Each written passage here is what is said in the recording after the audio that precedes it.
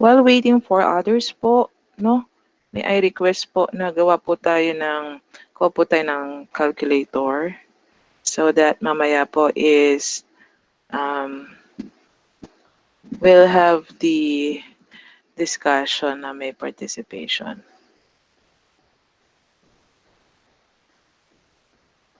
Also po, pumupunta ako sa Google Classroom ngayon for your attendance. Kung papansinin po, na-send ko na po this morning yung lecture natin, no?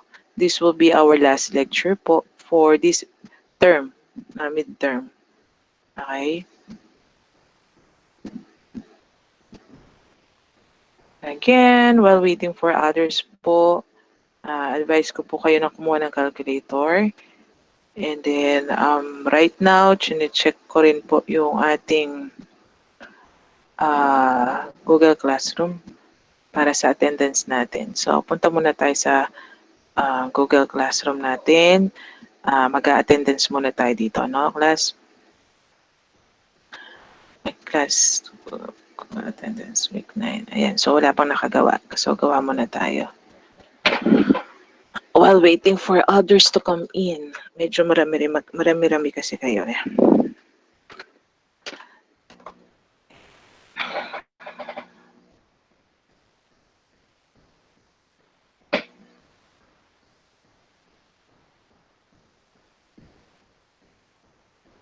Just create lang tayo ng I am creating right now the attendance, no, class. 7:22. Choice. Attendance.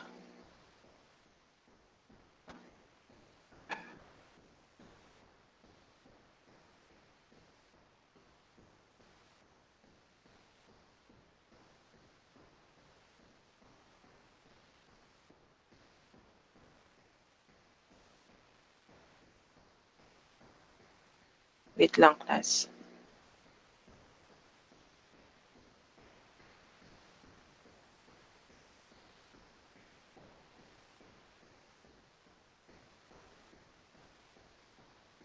Punta muna po kayo sa Google Classroom para makapag-attendance na po kayo. Punta lang po tayo sa Google Classroom para makapag-attendance na kayo. So later on, dun na lang po ako magro-roll call, no? So importante po kasi ngayon is makapag-discuss. I'll give you 3 minutes para pumunta sa Google Classroom. 3 to 5 minutes, no? Para makapunta sa Google Classroom. Sa mga nahuli po ng dating, binibigyan ko po kayo ng mga 2 minutes po para makapunta po kayo sa Google Classroom. Para po makapag ano na po tayo, makapag attendance na po tayo. Okay po. So again, sa mga bagong dating, punta lang po tayo sa Google Classroom para makapag-attendance na po tayo. Okay?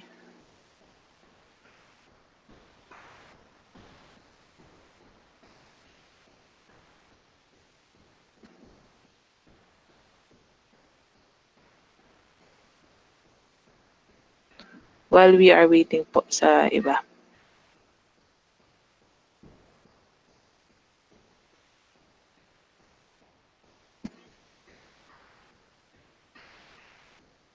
Or we are waiting sa iba, mag-attendance na po tayo. Okay, so siguro nakapag-attendance na tayo lahat. We'll proceed with the discussion. Later on na lang po, later na lang po yung ating attendance. So we are now 54. So for section 2C, Again, just a clarification, President. The name Bachecha is not included in this class. Tama? Si Danielle Marie Villamor. Okay, thank you. Tapos, um, also si Demarocot, Junel, is not included in this class list. Tama? Tama po ba? Tama, President? Just to verify lang. Tama, President? Si Demarocot, Junel. Okay, thank you. Okay, then we have here Subok and Manalo in the class included. Okay, so this will be the last meeting for the midterm, as you can see, because by Friday, we might have no class because of Pampanga Day. Ina-anticipate ko na yon. So, ito na lang po ang huling discussion natin. Um, I'll try my best for this week na ma-return ko po yung mga seat work nyo at saka mga quizzes. Dun sa mga commonly mistake na nagawa sa quiz, ay pwede ko rin i-upload po yung solution for that. Okay? Since we are running out of time. So, good morning. Our topic for this morning is about capacitor input filter. Okay? So, ulitin ko lang para makita natin pa yung chat box. Wait lang natin class ha. Yan. So, before we proceed with the capacitor input filter, overview lang tayo, no? Overview lang po tayo nung na-discuss na natin previously. And that is the output of our rectifiers, no? Doon tayo, yung output ng rectifiers natin. So, kaninang maga, nagbigay na po ako ng PDF. Kaso itong mga latest na to, hindi ko pa nabigay. So, review muna tayo, okay? So, let's say here we have a bridge type rectifier, no? So, during the positive half cycle, this is positive, negative. So, si diode 2 is naka-on as well as diode 4, no? Kasi positive yan, anode yon, forward bias. Negative to, cathode yun, magpo-forward bias. So, the flow of the current will be from positive, diode 2, load, ground, ground, and then diode 4. Okay? So, ibig sabihin po, pansinin, dito po sa positive ng input natin, ang output natin sa load ito during the positive. Okay? Now, parating naman ang negative half cycle, no? So, this becomes negative and that becomes positive. So, what happens, class? Still, ang meron pa rin tayong diode na magko-close o magpo-forward and that is diode 1 and diode 3. So, anong ibig sabihin? No? During the negative half cycle po, may output pa rin tayo. So, yung output natin nasa taas. Bakit? Nasa taas kasi yung flow ng current natin, kung papansinin natin, is isang direction pa rin. No? Ang flow natin ng current natin is still from positive to negative. So, papansinin, ang flow ng current natin during the negative half cycle is from positive, diode 3, RL, ground, ground, diode 1, and then back. So, mapapositive yung input mo or negative ang input voltage mo, still yung flow ng current mo is isa lang. So, that's the reason why yung output mo nasa taas. And then, this is the voltage for your load, no? Ito yung peak voltage mo, no? Ito yung peak voltage mo. Kung yan yung peak voltage mo sa output, okay? So, actually, itong output mo sa voltage na to, sa output mo, is already DC. Ang tawag sa kanya pulsating. Kasi ang desired voltage na gugustuhin natin, let's say 6 volts, siya gusto natin straight. Okay? So, as you recall, yung block diagram natin sa power supply consists of the AC input, transformer, rectifier. So, after rectifier, dadaan siya ng filter. So, yun po yung topic natin for this morning, filter. Okay? So, ano yung tsura ba ng filter? Si filter, ang gumagawa ng filtering, it's the capacitor. So, ito yung bridge rectifier natin, no? Ito yung load natin kanina. So, bago mag-load, meron ka ng capacitor. So, that's the reason why tinawag siyang capacitor input filter. Bago. So, tingnan natin, ano bang role ng capacitor na to? So, usually, ang role lang ng capacitor is nagdi-discharge siya ng charge. So, once the charge mo, we have current, no? So, yung current mo times resistance, nagkakaroon ka ng voltage. In short, yung load mo o yung RL mo nakaparallel sa capacitor. So kung ano nakaparallel siya, kung anong voltage mo sa capacitor, yun din ang voltage mo sa load. So again, review po natin. Kapag wala pong filter, kapag walang capacitor, ito po yung output ng bridge natin, full wave. Eh ngayon lalagyan na natin siya ng capacitor. Ano yung output niya? So ulitin ko, dahil nakaparallel po si load kay capacitor, so ang magiging output waveform mo is yung waveform ng capacitor. Sana nagkakaintindihan po tayo doon. So, ito po ang input natin, no, na voltage. Ito naman po yung voltage natin sa capacitor. So, in-equal sign ko siya dyan. Ibig sabihin kasi, yung voltage mo sa load is nakaparallel kay capacitor. So, yan po ang lalabas na display. Okay? Okay, let's go back. So, going back po, no? So, habang ang voltage input mo is mababang value, natural yung capacitor mo mababa. Kasi sumasabay lang naman siya kung anong ibibigay na voltage ni input. So, once na-reach niya yung peak voltage, yung input mo, si capacitor na-reach din niya yung input voltage, ay peak voltage. Pero, pagdating sa peak, no, si capacitor, ang nangyayari, magdi-discharge na siya, no? So, bakit siya magdi-discharge? So, parang tao lang yan. Halimbawa, nakipag-fiesta ka. So, sa fiesta, kahit hindi ka kumain ng 24 hours, pag fiesta na, darating yung punto na na busog ka na, hindi mo na kailangan hindi ka na makakain ulit. So, si capacitor, pag fully charged na siya, hahanap siya ng way ngayon para mag-discharge. Ayan. So, saan siya magdi-discharge? That's the question. So, magdi-discharge siya, class. So, kung magdi-discharge siya, doon sa resistor na katabi niya. So, dito siya magdi-discharge kapag fully charged na to. Okay? So, magdi-discharge siya ngayon ng charge. So, that will be a current resistance. So, ibig sabihin, magkakaroon ng voltage sa load. Ano ibig sabihin ngayon? So, habang ang voltage mo sa input peak, peak pa rin yung charge mo. Pag nagbababa na to ng voltage class, no, nagbababa voltage mo hanggang mag-zero yan, ang tendency is, si capacitor mo, siya naman yung nagdi-discharge kay load. No? So ang load voltage mo is kung ano yung voltage mo sa capacitor. So, papansanin mo, nag-zero na yung input voltage mo, pero yung voltage mo sa load, may value ka pa, no? Hindi siya totally zero. Bakit? Kasi si capacitor na ang nagsusupply sa kanya. Tapos, dahil sobrang bilis ng positive to negative peak value, no, hindi pa totally discharged, no, hindi pa baksak, hindi pa 0 volts yung capacitor mo, agad siya kaagad mag-charge. And then, magzi-zero po yung input voltage mo. So, ang tendency dahil nag-peak voltage ulit si capacitor, no, fully charged, magdi-discharge siya. Ngayon, papansinin mo, class, hindi pa fully discharged si capacitor mo, bigla siya mag-charge ulit. Why? Kasi yung input voltage mo is pa-charge.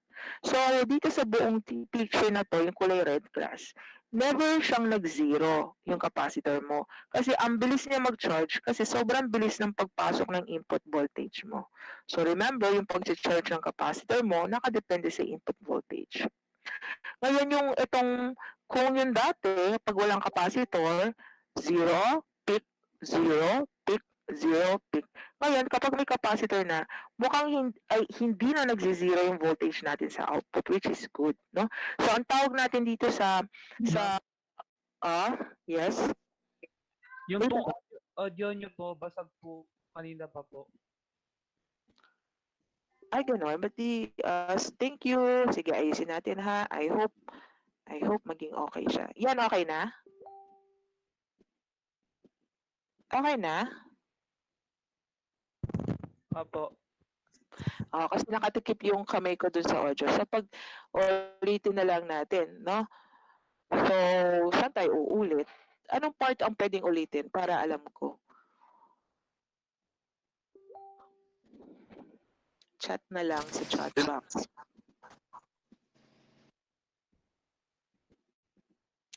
Anong part kaya ang pwede nating ulitin?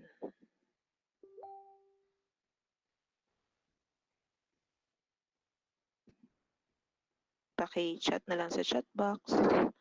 Discharging ng capacitor. Sige. So, anong ibig sabihin, no? So, bakit nga ba magdi-discharge ng capacitor? Kasi fully charged na siya. Hahanap siya ng way saan siya magbibigay ng charge. So, fortunately, nandun si resistor. So, dun siya magdi-discharge. No? So, discharge, naglalabas lang ang charge. Pero hindi siya fully magdi-discharge na marireach niya 0 volts, yung totally wala ng charge yung capacitor. Hindi nangyayari yon kasi yung input voltage mo is sobrang bilis niya from 0, bigla na siya mag-peak voltage. So, ibig sabihin, dahil sobrang bilis niya, hindi na makukuha ni capacitor na mag-totally discharge. Ang mangyayari, agad ulit magcha-charge siya. Okay? Now, nandito siya sa peak negative voltage, no? So, nasa peak din si capacitor, sumusunod siya. Tapos, yung input voltage mo is nagzi-zero na siya.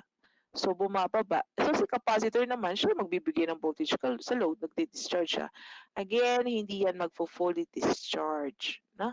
So, bakit? Dahil sobrang bilis ng input mo, nasa positive peak ulit, so si capacitor mo, charge ako ulit. Ayun. So, maganda na yung output natin ngayon. Ang output natin sa load, kung ano yung voltage mo sa capacitor. Kung dati, kung walang capacitor, ganito yung output natin, 0, maximum, 0, maximum, 0, maximum. Ngayon, medyo nag-smooth na siya. No? May mga fluctuations lang siya. So, itong fluctuations na to, class, ang tawag dyan, ripple. Okay? So, yung ripple natin, meron siyang taas, baba, due to charging, discharging, charging, discharging. So, ang tawag doon is peak, peak to peak ripple. So, this is the highest peak of the ripple. This is the lowest peak of the ripple. This is the highest peak of the ripple. This is the lowest peak of the ripple. So, we call that one as ripple voltage na peak to peak. So, saan makikita yung ripple voltage? No? So, makikita yan, nakasakay lang yan, class. Nakasakay lang yan dito sa output ng bridge mo. No? So, hindi na makikita itong mga zero na to. Kasi ang nakikita na yung voltage mo sa capacitor. So, itong point na to, from this point up to this point, yan yung charging time. Ito yung discharging time. So, ayan ang difference pag naglagay na tayo ng capacitor. Now, let's move now with our slide number 1. No? So, yung background lang kasi yon. So for slide number 1, we have the capacitor input filter. It was called input filter kasi nakalagay siya bago ng load. So kung meron tayong half wave, meron tayong full wave, kapag naglagay ka ng capacitor sa circuit mo, half wave rectifier siya. So ganito, so papansinin mo up, tapos ang tagal ng discharge niya, no?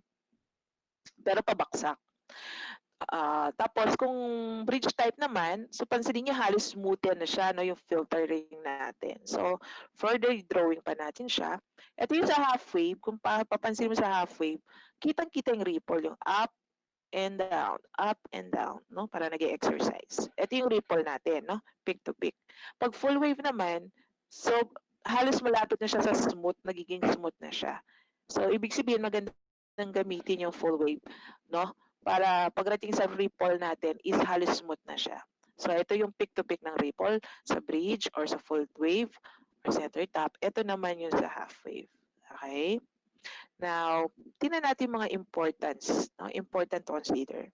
Ang sabi niya rito, ang ripple daw, mas maliit ang ripple, mas maganda. Tama nga naman.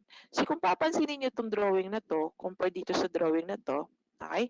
Ito, ang ripple mo is malaki.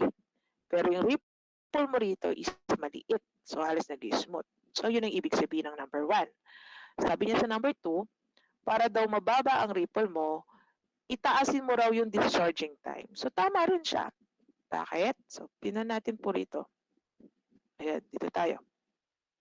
So sabi niya sa number 1, para daw bumaba ang ripple mo, yung time constant. So this is a time constant formula, resistance times capacitance. That will indicate yung discharging time mo. So sabi niya, para bumaba ang ripple mo, taasin mo yung discharging time. So pansinin natin. May dalawa tayong graph dito. Yung unang graph, mababa ang discharging time, agad siyang nagdi-discharge. Yung pangalawa, mataas yung discharging time. So ibig sabihin, matagal bago siya mag-discharge. No? So, yung ripple ko rito is sobrang liit kasi halos nagpa-flat na. Kasi yung discharging time ko is mataas. Excuse class. So, yung ripple ko mababa. Pero dito, dahil sobrang baba ng discharging time ko, mabilis siyang bumabaksak. So, parang may bundok ka. Yun yung ayaw natin. Dapat parang smooth. So, yung time constant natin is proportional sa resistance or capacitance. So, base sa value nito, doon magsasabi kung gaano tagal yung discharging time. Okay? Let's go back again doon sa isa pang importance. So, sabi niya rito, number 3, ang ripple daw is maliit kapag less than siya ng 10% of the load voltage. So, ulitin natin, ang ripple daw natin is maliit kapag less than daw siya ng 10% ng load voltage. So, ano yung ibig sabihin nun, ma'am? So, tingnan natin ulit ito. So, number 2. So, number 2, kung papansinin po natin, ripple is small if it is less than 10% of the load voltage. So, may load voltage, consider the peak value. Kasi lagi tayong nakatingin, kapag ripple ang pinag-uusapan, yung peak value doon tayo nakatingin, no? So, kung ang load voltage mo, peak value niya is 10 V peak, pero ang nakuha mong ripple voltage, no, is only 1 volt. So, the ripple is small, no? So, actually equal to 10 or less than 10%. Less than 10%, the better. So, yun yung ibig sabihin. You always check the load voltage na naka-peak value. And then, sabi niya sa item 3, ripple daw, ito ang may dalawang formula tayo binigay dito, no? Ang formula ng ripple voltage na peak to peak. So, ano yung ibig sabihin ng peak to peak? Yung highest ripple tsaka yung lowest ripple is simply equal to current divided by frequency times capacitance. Yung current niya dito is a DC load current. Now, please do not confuse this one sa word na DC. Alam naman natin na pag dumaan na siya ng diode, DC value na siya. Automatic yon. Alam din natin sa sine wave class, meron tayong DC value na sinasabi. So, hindi tayo gagamit dito ng formula na 2V peak over pi. Hindi po yon. Ang tinutukoy niya rito is yung current pagkatapos na dumaan sa diode. Walang conversion na mangyayari dito. So, yun ang tinutukoy niyang DC load current. Ripple frequency. Kung papansinin mo, si Ripple, nakasakay lang siya sa pagkatapos ng rectifier. So, depende sa klase ng rectifier mo kung anong magiging frequency mo. And then, capacitance. So, dito, nakuha mo na yung voltage ng peak-to-peak ripple. Kaso, kung papansinin natin, ang figure natin, pansinin po natin itong figure natin to. Meron tayong half wave, ito yung output ng half wave, yung blue. Okay? Ngayon, may capacitor tayo at nagbigay siya ng ripple. Ito yung kulay red. Okay? Now, yung peak output ng load natin, ito, yung pinakamataas. Okay lang tayo dyan. Ngayon, kapag ganyan na po yung figure natin, yung may ripple na, in order for you to get the DC value, ang DC value is yung kalahati ng peak-to-peak ripple hanggang baba. So, ibig sabihin, para makuha mo si DC value, dapat yung peak voltage, alasin mo yung kalahati to, itong maliit na to, that will be your VDC. Kaya nga sa formula, VDC is simply equal V peak output ng load, yung peak value, minus yung kalahati ng peak to peak. Kasi ito yung peak to peak mo eh, from the highest peak to the lowest peak. So alisin mo lang yung kalahati niya. That will be your VDC. Okay? So in that case, this meron ka ng unang formula, pangalawang formula. So this is now your third formula, no? The ripple factor. So class, lumalabas lahat po ito sa board exam. Lahat ng formula na yan lumalabas sa board exam. Ang ripple factor is simply equal dun sa peak-to-peak value, no? Divided by the DC. So kakailanganin mo talaga yung formula 1 and formula 2. Okay? Next. Let's have an example. Ayan, example muna tayo. So for this example, wait lang natin, no? So for this example, tingnan lang natin. Okay? Ang sabi niya, determine the ripple factor for the filtered bridge rectifier. So pansinin niyo po yung example natin this time, hindi na siya nagsasabing bridge rectifier. So nandun na, no? Nandun na. So sa board exam class, dinagdag na yung word na filtered. Ayun. So board exam, dinagdag na yung word na filtered with a load. Ayan. So, meron tayong 115 VRMS, 10:1 winding. Wala tayong secondary voltage. So, bridge type. capacitance natin is 50 microfarad.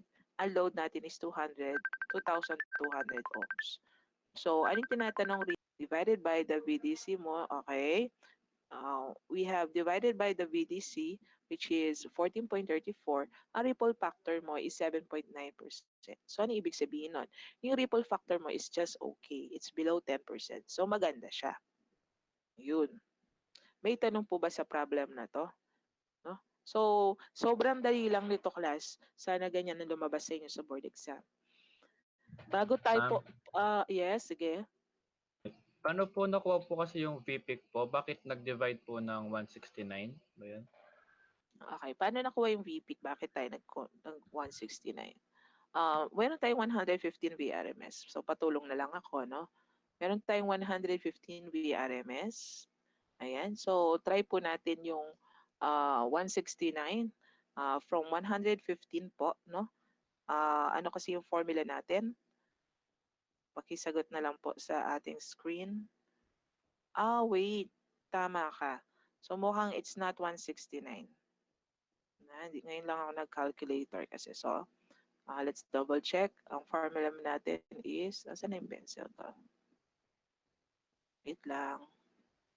Nawawala yung ballpen ko. Ayun, sorry. So, recall natin. So, VRMS, double check. Mukhang malabo yung ilaw kanina. Kaya, instead of 2, nagawa ko yatang 9. So, VRMS is simply equal to 0.707 VPIC. Okay?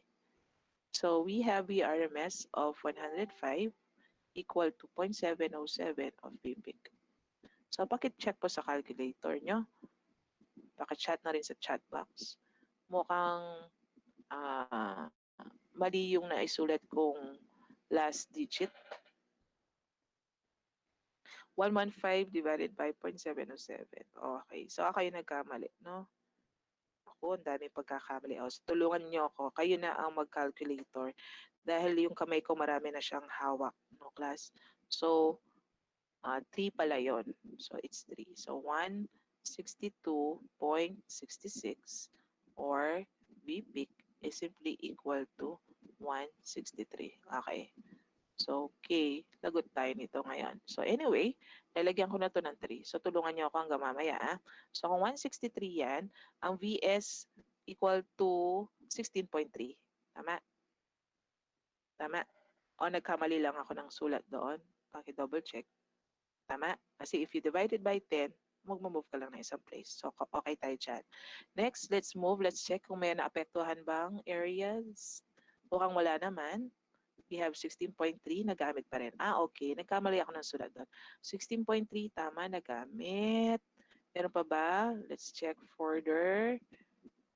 Okay. Yung 14.9, okay lang yun. Ayun, that's it. So, nagkamali lang tayo ng pagkasulat kanina. 16.3. Meron pa po bang tanong? For this example, anong example na ba ito? Meron pa po bang tanong for this example? Taas lang natin. Example number 1. Kung wala na po, so mukhang wala na. Let's proceed with the second example. So let's say itong lumabas sa board exam. Napakadali, no? Pero pag tinignan mo yung statement, mukhang mahirap. So example number 2, sabi niya rito, suppose a bridge rectifier has a DC load current of 10 milliampere. So ayun, given yung DC current 10 milliampere and a filter. So class, nilagay niya yung word na filter. So again, pag nilagay niya yung word na filter, please do not interpret this DC, yung ginagamitan ng formula. Hindi po yun ang ibig niyang sabihin. Ha? Ang ibig lang niyang sabihin dito, dumaan lang siya sa diode. Ang magic word doon pag nakita niyo may capacitor or may nakita kayong word na filter.